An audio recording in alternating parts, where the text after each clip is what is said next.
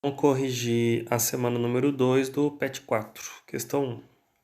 Decida se os elementos lítio, massa atômica igual a 7, sódio, massa atômica igual a 23 e potássio, massa atômica igual a 39, formam uma tríade. Justifique.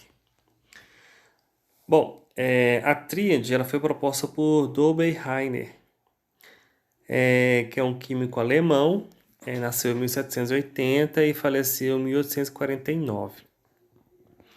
Ele propôs as primeiras tabelas periódicas da história em 1829, criando as chamadas tríades de Dobenheimer. Esses elementos foram organizados em grupos de 3, conforme a semelhança em suas propriedades. E para a gente organizar esses elementos químicos em tríades, que chamava, né? Tríades. Eu tenho que um dos elementos, que é o elemento do meio da tríade, da tabela de tríade, ele tinha que ser, a massa dele tinha que ser próxima à média aritmética da soma dos outros dois elementos. Então, por exemplo, o elemento B, a massa atômica de Mb tinha que ser igual à soma das massas atômicas Ma mais Mb sobre 2. Isso é chamada média aritmética. Como exemplo, esse aqui é um exemplo de uma tríade do fósforo, arsênio e do antimônio. Para ser uma tríade, a massa do arsênio ela tem que ser próxima à média aritmética das somas da massa do fósforo com a massa do antimônio. Então a gente vai ter a massa do arsênio, é a massa do fósforo, mais a massa do antimônio sobre 2. A massa do fósforo é 31, a massa do antimônio é 121. Isso tudo dividido por 2 vai me dar que a massa do arsênio é igual a 76. Observe que o 76 é muito próximo de 75.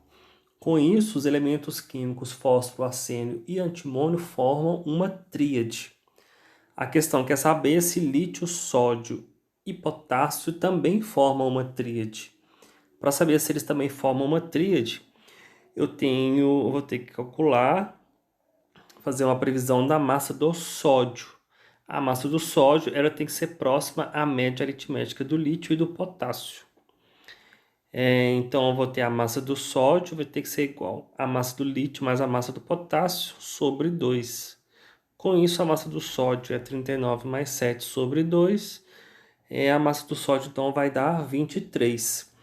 Então, com esse cálculo, a gente consegue identificar que lítio, sódio e potássio são elementos que formam uma tríade e foram agrupados nas primeiras tabelas periódicas propostas por Dober-Heiner, em 1829, que ele colocava elementos químicos, tentava organizar os elementos químicos conforme a sua semelhança. E para isso ele usava as tríades em que a massa de um dos elementos tinha que ser próxima à média aritmética da soma dos outros dois.